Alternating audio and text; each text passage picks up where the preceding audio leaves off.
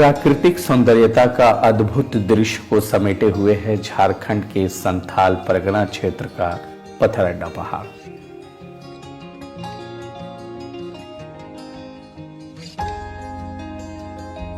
देवघर जिला के मधुपुर अनुमंडल अंतर्गत पथरड्डा पहाड़ करीब 220 एकड़ में फैली हुई है। तरह तरह की जड़ी बूटियों, पेड़ पौधों से घिरे पथरड्डा पहाड़ काफी मनोरम है। इस पहाड़ से कुछ ही दूरी पर एक नदी भी गुजरी है। लोगों को आकर्षित करने वाला पथरड्डा पहाड़ वाकई में ही खूबसूरत है। दो चोटियों वाले पथरड्डा पहाड़ के इर्द गिर्द चट्टानों के टीले भी सैकड़ों वर्षों से हैं। इस पहाड़ में गुफाएं भी हैं। पहाड़ों के ऊपर जलकुंड, झरना और मंदिर भी है, जिन्हें हम अपने अगले पार्ट में आपको दिखाएंगे। इससे पहले हम आपको दिखाएंगे कि यह पर्वत प्राकृतिक संपदाओं के अलावा प्राचीन इतिहास को भी संजोए रखा है।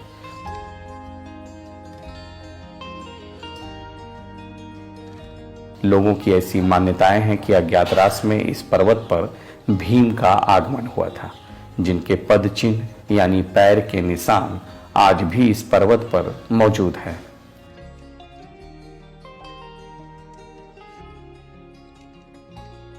कहा जाता है कि महाभारत काल के दौरान पांडवों की यात्रा जंगल पर्वत से होकर गुजरी थी। भीम के पद चिन्ह होने का दावा हिमालय पर्वत पर भी किया जाता है। और जहां पांडवों को पानी प्यास लगी तो भीम ने पर्वत पर अपने धनुष से वार किया और पर्वत से पानी निकलने लगा। इसके बाद से ही उस झरने को भीम धारा के नाम से जाना जाता है। ठीक वैसे ही संथाल परगना के लोगों का मानना है कि यहाँ पथरड्डा पहाड़ पर भी भीम का आगमन हुआ था, जिसके पैर के निशान आज भी इस पर्वत पर गवाह है।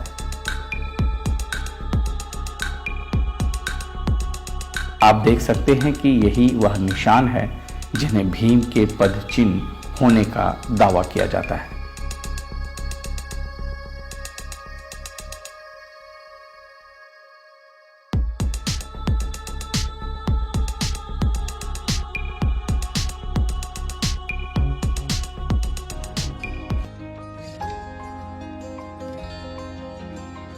जैसे यहाँ के जितने बुढ़े पुराने बुजुर्ग लोग थे, सारे लोगों का कहना है जो अज्ञातवास में जब पांडव लोग थे उस समय इस पहाड़ पर भीम आए हुए थे, जिनका पदचिन्ह जो है सो यहाँ है। और पहाड़ में बहुत बड़े बड़े पत्थर था जो घिसका, वो गिरा, टूटा भी, लेकिन उसको आज बहुत लंबा समय से पूर्वजों ने कहा, हम लोग 100 साल, उनके बाबा पर बाबा का भी बोला, हम लोग और 200 साल से देखे।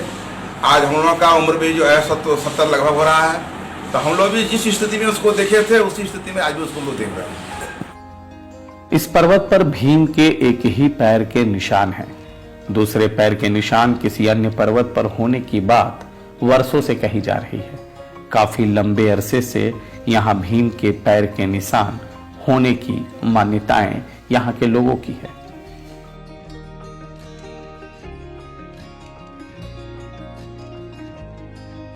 इस पथरड्डा पहाड़ पर मिले भीम के पदचिन्ह को लेकर ऐसा भी कहा जाता है कि इस पदचिन्ह पर छोटे और लंबे कद वाले व्यक्ति को लिटा दिया जाए तो दोनों कद के लोग फिट हो जाएंगे।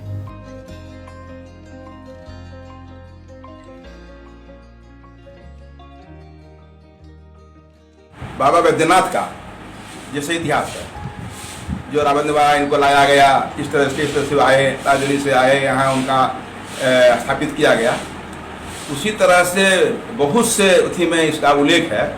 जो भीम का यहाँ एक पैर यहाँ है और एक पैर पारसनाथ में में जो है, उसको लोग बहुत आगे से ही आज तक इसको मानते आ रहा है जो भीम का।